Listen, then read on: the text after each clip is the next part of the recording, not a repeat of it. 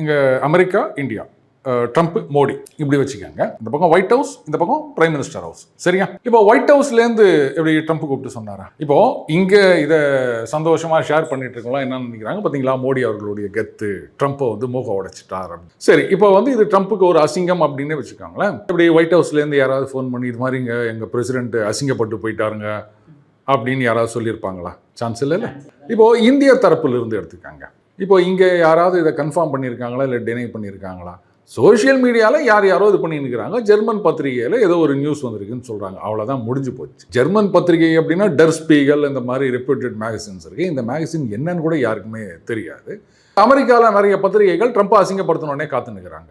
ரெண்டுமே இல்லாமல் ஜெர்மனியில் இருக்க ஒரு பத்திரிகை வந்து இதை லீக் பண்ணுறாங்க. இதை நான் லீக் பண்ணுறாங்கன்னு கூட சொல்ல மாட்டேன்.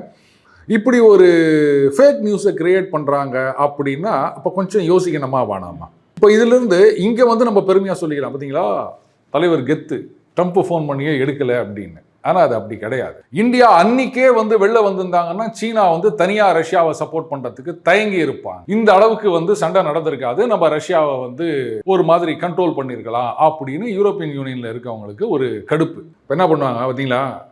ட்ரம்ப் எவ்வளோ பெரிய ஆள், 4 தடவை ஃபோன் பண்ணியிருக்காருங்க.